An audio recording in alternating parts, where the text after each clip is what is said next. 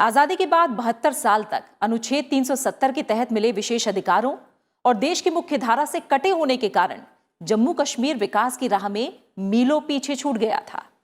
अपनी राजनीति चलाने और जम्मू कश्मीर को अपनी गद्दी समझने वाले कुछ लोगों ने आम जनता को अलग अलग कहानी सुनाकर 72 साल तक फुसला कर रखा। इससे न सिर्फ जम्मू कश्मीर को नुकसान हुआ बल्कि वहां के आवाम और अर्थव्यवस्था को भी काफी हानि हुई। पिछले साल अगस्त में जब केंद्र सरकार ने जम्मू कश्मीर को मिले अनुच्छेद 370 के तहत विशेष अधिकारों को खत्म करने के साथ ही जम्मू कश्मीर पुनर्गठन विधेयक 2019 के तहत जम्मू कश्मीर और लद्दाख को केंद्र शासित प्रदेश का दर्जा दिया, तो इन दोनों केंद्र शासित प्रदेशों में विकास की एक नई राह चल पड़ी और अनुच्छेद 370 की आड़ में जो बातें कही जा रही थी वो बिल्कुल गलत साबित हुई। आज विशेष में बात होगी जम्मू कश्मीर और लद्दाख के इतिहास और संस्कृति के बारे में, साथ ही यहां रफ्तार पकड़ते विकास के बारे में। तो आइए शुरू करते हैं आज का विशेष। खूबसूरत वादियों और पहाड़ों से घिरे जम्मू कश्मीर और लद्दाख दरअसल 3 अलग अलग क्षेत्र हैं। हजारों साल से भी ज्यादा पुराने इन इलाकों का इतिहास, भौगोलिक संरचना और संस्कृति जितनी दिलचस्प है उतने ही सामरिक रूप से भारत के लिए महत्वपूर्ण भी। आइए जानते हैं जम्मू कश्मीर और लद्दाख के इतिहास और संस्कृति के बारे में।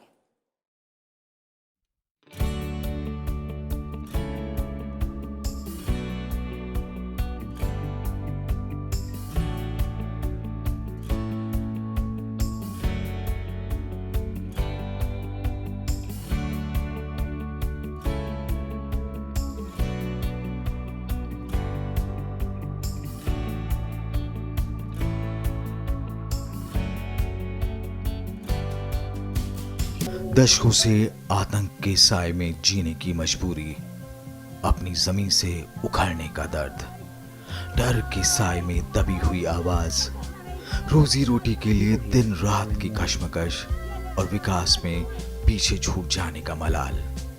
कमोबेश हर कश्मीरी की यही दर्द भरी दास्तां थी जो बातों बातों में झलक ही जाती थी। दशकों पुराने इस दुख और दर्द को खत्म करने की शुरुआत 1 साल पहले तब हुई जब जम्मू कश्मीर को अनुच्छेद 370 के तहत मिले विशेष दर्जे को खत्म करने के साथ जम्मू और कश्मीर पुनर्गठन विधेयक 2019 के तहत जम्मू कश्मीर और लद्दाख को केंद्र शासित प्रदेश का दर्जा दिया गया। इसके साथ उदय हुआ 2 केंद्र शासित प्रदेशों का, जम्मू कश्मीर और लद्दाख।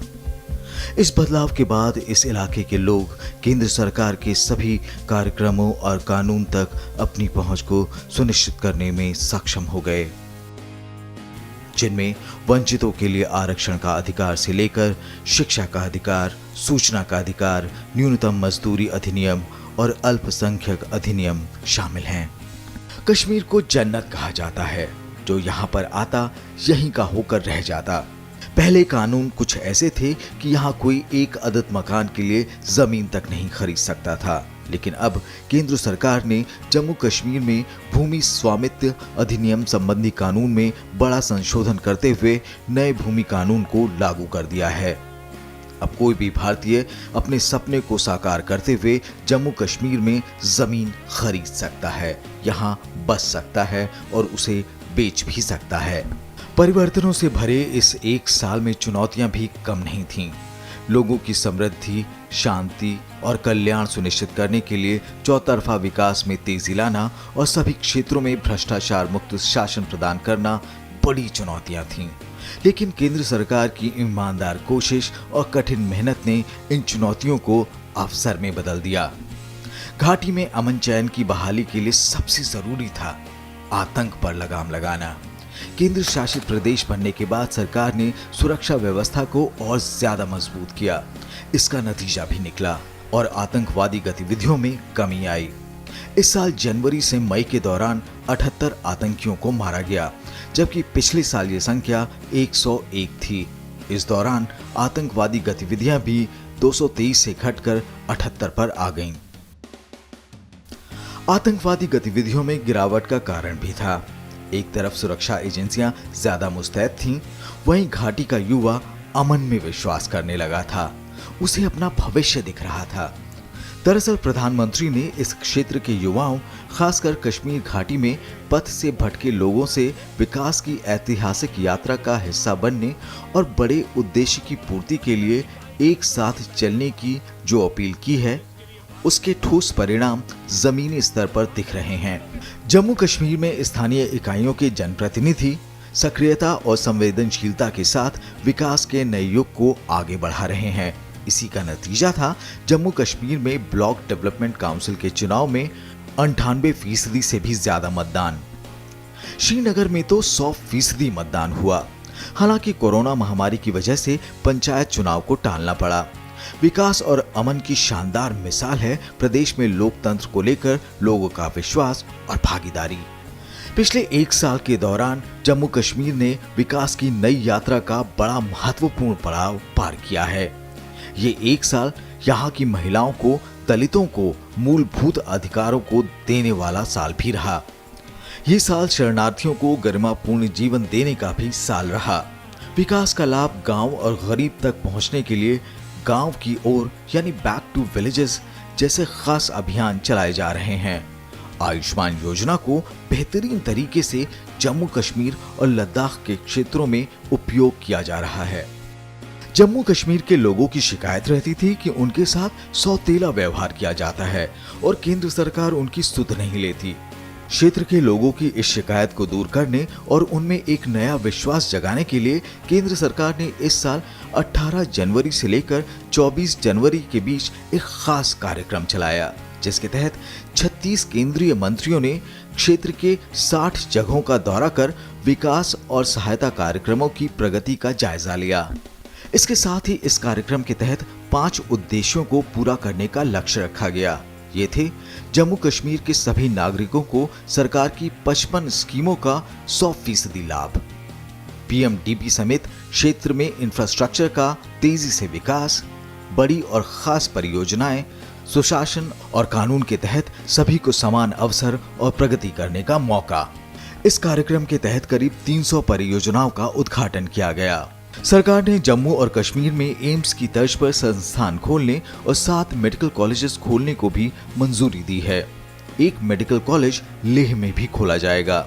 केंद्र शासित प्रदेश बनने का जम्मू कश्मीर के सरकारी कर्मचारियों को फायदा भी हुआ। करीब 4.5 लाख कर्मचारियों को 7वें वेतन आयोग के हिसाब से तनख्वाह और सुविधाएं मिली। प्रदेश में आर्थिक गतिविधियां बढ़ाने के लिए भी सरकार भरसक प्रयास कर रही है।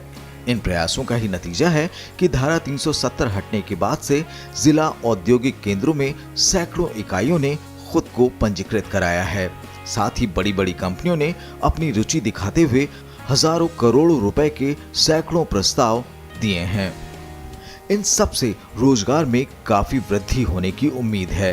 क्षेत्र का एक और बड़ा मुद्दा था डोमिसाइल का, जिसके बारे में मई के महीने में सरकार ने नई नीति का ऐलान कर दिया। अब उन लोगों को जम्मू कश्मीर का निवासी कहलाने का हक है जो 15 साल तक इस क्षेत्र में रह रहे हैं या 7 साल तक पढ़ाई की है, या फिर वो लोग जो यहाँ 10 साल तक लगातार नौकरी कर रहे हैं। जम्मू कश्मीर के साथ ही लद्दाख की बरसों पुरानी मांग, आकांक्षाएं और उम्मीदें भी पूरी हो रही हैं और लद्दाख विकास के नए शिखर की तरफ बढ़ रहा है। सरकार वहां केंद्रीय विश्वविद्यालय बना रही है, नए शोध संस्थान बन रहे हैं, बिजली के लिए 7,500 मेगावाट के सोलर पार्क के निर्माण की योजना भी बन रही है। लद्दाख स्वायत्त पर्वतीय परिषद लेह में भी चुनाव हुए। 22 अक्टूबर को हुए मतदान में 26 सीटों पर हुए चुनाव में जनता ने बीजेपी को बहुमत देकर विकास के लिए चल रहे कामों पर मुहर लगा दी। केंद्र शासित प्रदेश बनने के बाद इस क्षेत्र में ये पहली लोकतांत्रिक कवायद थी। बेहतरीन सड़कों और राष्ट्रीय राजमार्गों की बदौलत इस क्षेत्र में भीतर कनेक्टिविटी जिसकी अब तक कमी रही थी, उसके बढ़ जाने से विभाजन के बाद रोजगार के नए अवसरों को बढ़ाने में काफी मदद मिल रही है। सामरिक दृष्टि से महत्वपूर्ण सुरंगों के निर्माण से इस क्षेत्र का महत्व और ज्यादा बढ़ गया है। इस क्षेत्र में विकास को एक नया आयाम देते हुए प्रधानमंत्री ने 3 अक्टूबर को दुनिया की सबसे लंबी और सामरिक रूप में बेहद महत्वपूर्ण सुरंग अटल टनल देश को समर्पित की। इस टनल से लेह और मनाली के बीच की दूरी 46 किलोमीटर कम हो गई। इस टनल के रास्ते लद्दाख में तैनात सैनिकों से साल भर बेहतर संपर्क बना रहेगा। यही नहीं, विकास की नई इबारत लिखने के लिए कश्मीर घाटी को लद्दाख क्षेत्र से हर मौसम में जोड़ने वाली जोजिला सुरंग परियोजना का शिलान्यास भी प्रधानमंत्री ने कर दिया है। इस सुरंग के बनने के बाद श्रीनगर और लेह के बीच सफर में लगने वाले समय में 3 घंटे 15 मिनट की कमी आएगी। 14.2 किलोमीटर लंबी इस सुरंग के निर्माण के बाद लेह, करगिल और श्रीनगर के बीच हर मौसम में कनेक्टिविटी बनी रहेगी। दरअसल केंद्र सरकार ने इस पूरे क्षेत्र के लिए समावेशी विकास और पारदर्शी शासन के एक नए युग की शुरुआत करते हुए शांति और प्रगति का एक महत्वाकांक्षी रोड मैप तैयार किया। इसमें अत्याधुनिक संरचना के निर्माण के लिए एकीकृत दृष्टिकोण अपनाया। साथ ही कुटीर, हस्तशिल्प, हथकरघा और बागवानी उद्यमों समेत लघु, मध्यम और सूक्ष्म उद्यमों के बीच कई सामाजिक कल्याण और रोजगार सृजन योजनाएं और कार्यक्रमों की तेजी से शुरुआत की। इन सभी का उद्देश्य तीनों क्षेत्रों में व्यापक विकास और समाज के वंचित वर्गों की सामाजिक आर्थिक उन्नति करना है। और अब इन प्रयासों का नतीजा दिखने लगा है। जम्मू और कश्मीर राज्य से 2 केंद्र शासित प्रदेश जम्मू कश्मीर और लद्दाख को बने 1 साल पूरे हो गए। 31 अक्टूबर 2019 से जम्मू और कश्मीर राज्य को जम्मू कश्मीर और लद्दाख केंद्र शासित प्रदेशों में आधिकारिक रूप से विभाजित कर दिया गया। सरदार वल्लभ भाई पटेल की जयंती होने के कारण 31 अक्टूबर का प्रतीकात्मक महत्व है। इसलिए इस दिन को दोनों नवगठित संघ शासित प्रदेशों में नौकरशाही के स्तर पर कामकाज की शुरुआत के लिए चुना गया। 31 अक्टूबर 2019 ये देश के लिए ऐतिहासिक दिन है। 2019 में 31 अक्टूबर से ही 2 नए केंद्र शासित प्रदेश जम्मू कश्मीर और लद्दाख अस्तित्व में आ गए। 2 नए केंद्र शासित प्रदेश बनने के साथ ही जम्मू कश्मीर का विशेष दर्जा भी खत्म हो गया। बीते 72 सालों से अब तक एक ही राज्य का हिस्सा रहे दोनों क्षेत्र अलग अलग केंद्र शासित प्रदेश बन गए। 31 अक्टूबर 2019 को जम्मू कश्मीर हाई कोर्ट की चीफ जस्टिस गीता मित्तल ने श्रीनगर में जम्मू कश्मीर के पहले उपराज्यपाल गिरीश चंद्र मुर्मू को पद और गोपनीयता की शपथ दिलाई। वहीं इस दिन राधा कृष्ण माथुर ने लद्दाख के उपराज्यपाल के रूप में शपथ ली। संसद से कानून पारित होने के बाद जम्मू और कश्मीर और लद्दाख अलग अलग 2 केंद्र शासित प्रदेश बने। पिछले साल अगस्त में जम्मू कश्मीर पर नरेंद्र मोदी सरकार ने ऐतिहासिक फैसला लिया। राष्ट्रपति के आदेश से जम्मू कश्मीर को विशेष राज्य का दर्जा देने वाला अनुच्छेद 370 हट गया है। इसके बाद केंद्रीय गृह मंत्री अमित शाह ने 5 अगस्त 2019 को राज्यसभा में जम्मू और कश्मीर पुनर्गठन विधेयक 2019 पेश किया। इसी दिन राज्यसभा से यह विधेयक पारित हो गया। इसके अगले दिन यानी 6 अगस्त 2019 को लोकसभा से यह विधेयक पारित हुआ। संसद में इस विधेयक पर चर्चा के दौरान गृह मंत्री अमित शाह ने सरकार के इस फैसले को ऐतिहासिक करार दिया। उन्होंने कहा था कि घाटी के लोगों को भी 21वीं सदी के साथ जीने का अधिकार है। अनुच्छेद 370 के कारण संसद से बने कानून वहां नहीं पहुंच पाते। गृह मंत्री ने कहा था कि केंद्र सरकार भारत के दूसरे हिस्सों की तरह घाटी का भी विकास सुनिश्चित करना चाहती है। जम्मू कश्मीर राज्य का बंटवारा कर 2 केंद्र शासित प्रदेश बनाने के साथ ही वहां से आर्टिकल 35A भी हटा दिया गया। राष्ट्रपति ने 35A हटाने की मंजूरी दी। जम्मू कश्मीर से संबंधित अनुच्छेद 35A राज्य के लोगों की पहचान और उनके विशेष अधिकारों से संबंधित था। अनुच्छेद 35A के खत्म होने से राज्य के स्थायी निवासियों की दोहरी नागरिकता भी खत्म हो गई। अनुच्छेद 370 हटने और 2 अलग अलग केंद्र शासित प्रदेश बनने के बाद जम्मू कश्मीर का अपना झंडा और अपना संविधान की व्यवस्था भी खत्म हो गई। सूबे से दोहरी नागरिकता खत्म हो गई। भारत का कोई भी नागरिक कश्मीर में स्थायी तौर पर रह सकता है और उसे कारोबार और अचल संपत्ति खरीदने का अधिकार मिल गया है। देश का कोई भी नागरिक जम्मू कश्मीर में सरकारी नौकरी हासिल कर सकता है। जम्मू कश्मीर में वोट का अधिकार सिर्फ वहां के स्थायी नागरिकों को था। अब दूसरे राज्य के लोग यहां चुनाव लड़ और वोट भी दे सकते हैं। जम्मू कश्मीर की महिलाओं के दूसरे राज्य के नागरिकों से शादी करने पर उसके अधिकार अब खत्म नहीं होंगे। संसद से पारित कानून अब जम्मू कश्मीर में सीधे लागू होंगे और उसे जम्मू कश्मीर विधानसभा से पास करने की मजबूरी खत्म हो गई है। सुप्रीम कोर्ट के आदेश को भी जम्मू कश्मीर में सीधे लागू करने में रुकावट नहीं होगी। जम्मू कश्मीर विधानसभा का कार्यकाल 5 साल कर दिया गया, जो पहले 6 साल का था। जम्मू कश्मीर में अब अनुच्छेद 356 और 360 लागू रहेगा। जम्मू कश्मीर में तिरंगे का अपमान करना अपराध होगा। अब तक इस पर किसी तरह की सजा नहीं थी। संविधान के मुताबिक जम्मू कश्मीर में अल्पसंख्यकों को आरक्षण का फायदा मिलेगा। शिक्षा का अधिकार और सूचना का अधिकार कानून जम्मू कश्मीर में लागू हो गया है। इन फैसलों को प्रधानमंत्री नरेंद्र मोदी ने जम्मू कश्मीर के लिए एक नई सुबह बताया था। उन्होंने कहा था कि जम्मू कश्मीर और लद्दाख के अलग अलग केंद्र शासित प्रदेश बनने से वहां के लोगों के अधिकार सुनिश्चित हो सकेंगे। समृद्धि के साथ साथ बेहतर विकास सुविधाओं का विस्तार भी होगा। 1 साल पहले जब केंद्र सरकार ने ऐतिहासिक, साहसिक और दूरदर्शी फैसला लेते हुए जम्मू कश्मीर पुनर्गठन विधेयक 2019 के तहत जम्मू कश्मीर और लद्दाख को केंद्र शासित प्रदेश का दर्जा दिया, तभी यह साफ हो गया था कि दशकों से विकास के क्षेत्र में पिछड़े इन इलाकों में शांति, प्रगति और समृद्धि की एक नए युग की शुरुआत होगी। और पिछले 1 साल में जम्मू कश्मीर और लद्दाख की फिजा में काफी बदलाव देखने को मिले हैं। आतंकवाद, अलगाववाद और भ्रष्ट नेताओं के चंगुल से निकलकर जम्मू कश्मीर और लद्दाख शांति और विकास के रास्ते पर चल पड़े हैं। जम्मू और कश्मीर राज्य के पुनर्गठन के जरिए जम्मू और विधानसभा के साथ केंद्र शासित प्रदेश बना। केंद्र शासित प्रदेश जम्मू और कश्मीर में कारगिल और लेह को छोड़कर तत्कालीन जम्मू और कश्मीर राज्य के बाकी हिस्सों को रखा गया। जम्मू और कश्मीर के प्रशासक के तौर पर लेफ्टिनेंट गवर्नर यानी उपराज्यपाल की व्यवस्था की गई। राष्ट्रपति लेफ्टिनेंट गवर्नर की नियुक्ति करते हैं। केंद्र शासित प्रदेश जम्मू और कश्मीर के लिए विधानसभा की व्यवस्था की गई है।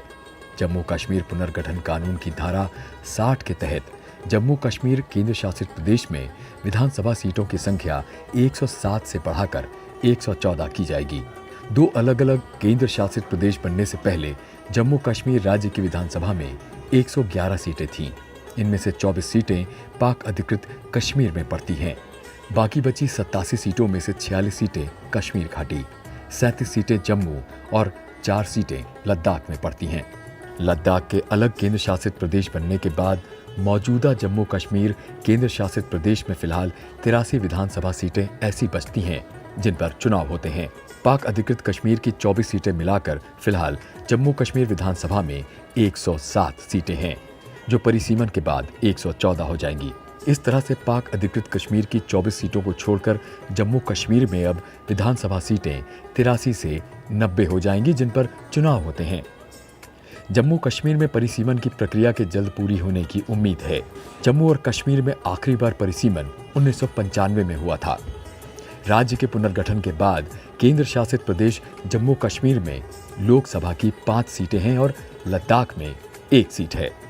केंद्र शासित प्रदेश जम्मू और कश्मीर की विधानसभा में अनुसूचित जातियों और अनुसूचित जनजातियों के लिए जनसंख्या के आधार पर सीटें आरक्षित करने का भी प्रावधान किया गया है। इसके अलावा लेफ्टिनेंट गवर्नर विधानसभा में उचित प्रतिनिधित्व न होने पर महिलाओं को प्रतिनिधित्व देने के लिए 2 सदस्यों को नामित कर सकते हैं। विधानसभा की अवधि 5 बरस की होगी। केंद्र शासित प्रदेश बनने से पहले यहाँ की विधानसभा का कार्यकाल 6 बरस का था। पुनर्गठन के बाद जम्मू और कश्मीर की विधान परिषद समाप्त हो गई है। जम्मू कश्मीर को लोकसभा की 5 सीटें आवंटित की गईं। वहीं राज्यसभा की 4 सीटें जम्मू कश्मीर से हैं। जम्मू और कश्मीर उच्च न्यायालय लद्दाख के साथ ही जम्मू और कश्मीर केंद्र शासित प्रदेशों का साझा उच्च न्यायालय बन गया है। इसके अलावा जम्मू और कश्मीर के लिए एक एडवोकेट जनरल की भी व्यवस्था की गई है, जो केंद्र शासित प्रदेश की सरकार को कानूनी सलाह प्रदान करेगा। 2 केंद्र शासित प्रदेश बनने के साथ ही जम्मू कश्मीर और लद्दाख में 106 केंद्रीय कानून लागू हो गए हैं। पुनर्गठन कानून में प्रावधान किया गया है कि 166 राज्य कानून प्रभावी बने रहेंगे और 7 कानूनों को संशोधनों के साथ लागू किया जाएगा। 153 राज्य कानून को खत्म कर दिया गया है। पहले सिर्फ जम्मू और कश्मीर के स्थायी निवासियों को लैंड लीज दी जा सकती थी, लेकिन पुनर्गठन के बाद ये पाबंदी हटा दी गई है।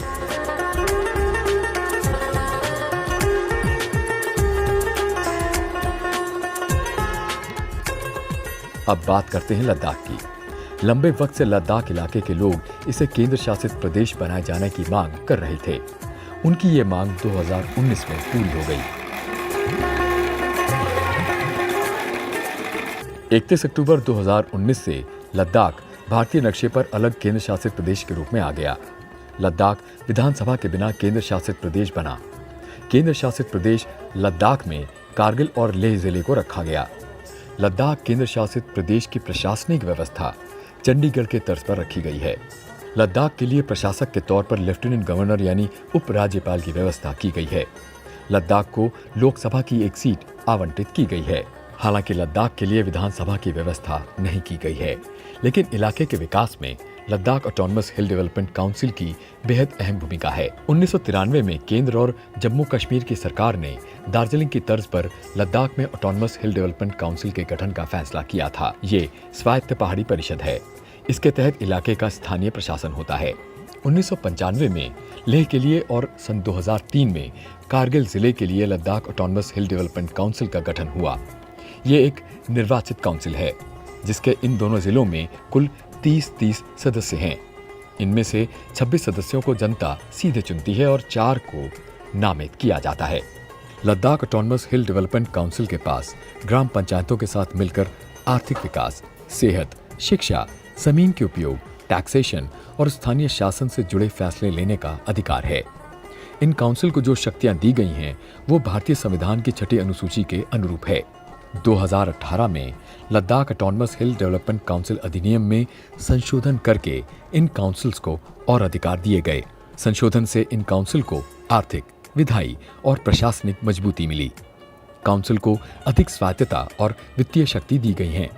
इसके बाद ये काउंसिल देश के सबसे अधिक अधिकार वाले ऑटोनमस हिल डेवलपमेंट काउंसिल्स बन गए हैं। जम्मू कश्मीर और लद्दाख के अलग अलग केंद्र शासित प्रदेश बनने के बाद इन इलाकों में विकास की नई राह खुल गई है। अब बात करते हैं केंद्र शासित प्रदेश जम्मू कश्मीर और लद्दाख के विधायी और प्रशासनिक ढांचे की। अगस्त 2019 में अनुच्छेद 370 और 35 से इतिहास के पन्ने में दर्ज हो गए। इसके साथ ही 31 अक्टूबर से भारत के नक्शे पर जम्मू कश्मीर राज्य की जगह 2 नए केंद्र शासित प्रदेश अस्तित्व में आ गए।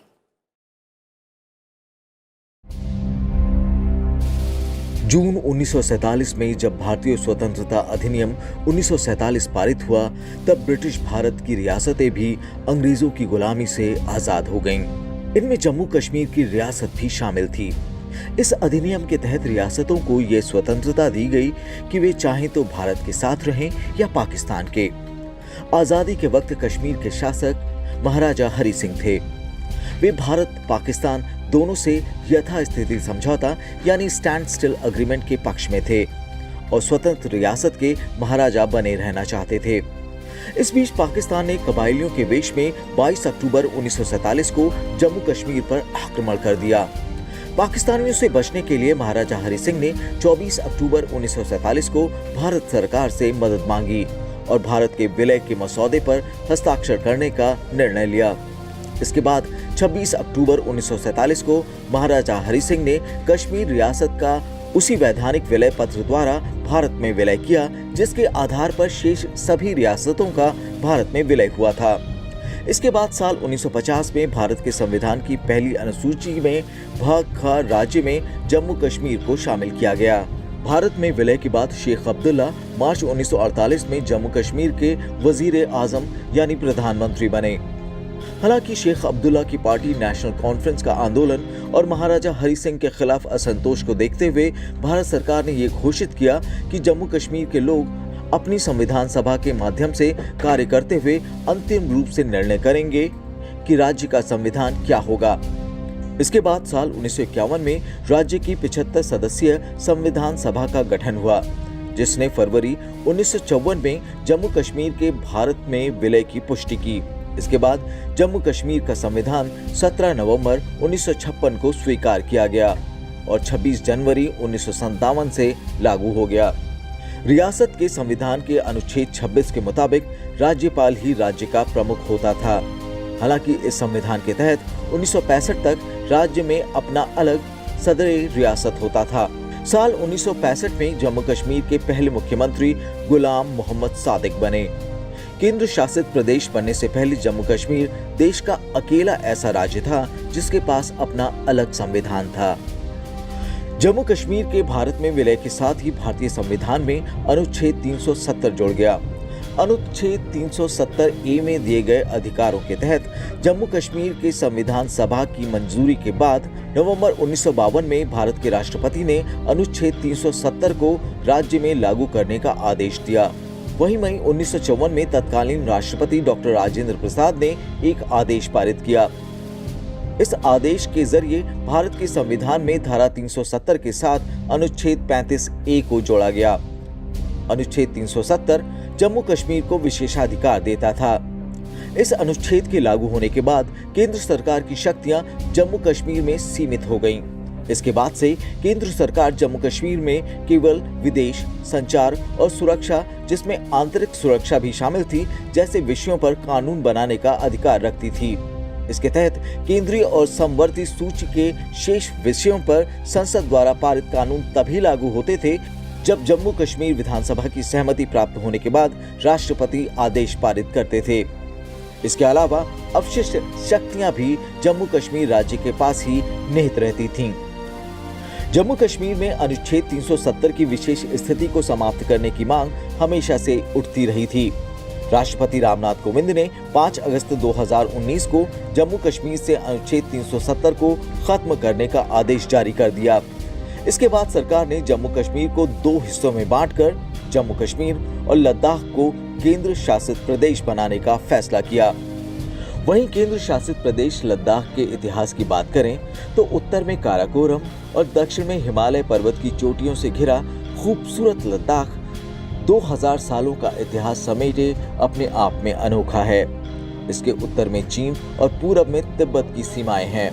17वीं सदी के अंत में तिब्बत के साथ विवाद के चलते लद्दाख ने खुद को भूटान के साथ जोड़ा था, लेकिन कश्मीर के डोगरा शासकों ने इसे 19वीं सदी में जीत लिया। इसके बाद से ये कश्मीर का हिस्सा बना रहा। 1947 में देश को आजादी मिलने के बाद कश्मीर के महाराजा हरि सिंह ने भारत के साथ विलय का फैसला लिया और इस तरह लद्दाख भी जम्मू कश्मीर के हिस्से के तौर पर भारत का अभिन्न अंग बन गया। ज्यादातर तिब्बती, बौद्ध और हिंदू आबादी वाले लद्दाख के लोग आजादी के बाद से ही इस क्षेत्र के विकास की बाट जोह रहे थे और समय समय पर लद्दाख को जम्मू कश्मीर से अलग करने की अपनी मांग केंद्र सरकार के सामने भी रखते रहे। दशकों से लंबित उनकी यह मांग 31 अक्टूबर 2019 को पूरी हो गई, जब लद्दाख को जम्मू कश्मीर से अलग कर एक नया केंद्र शासित प्रदेश बनाया गया।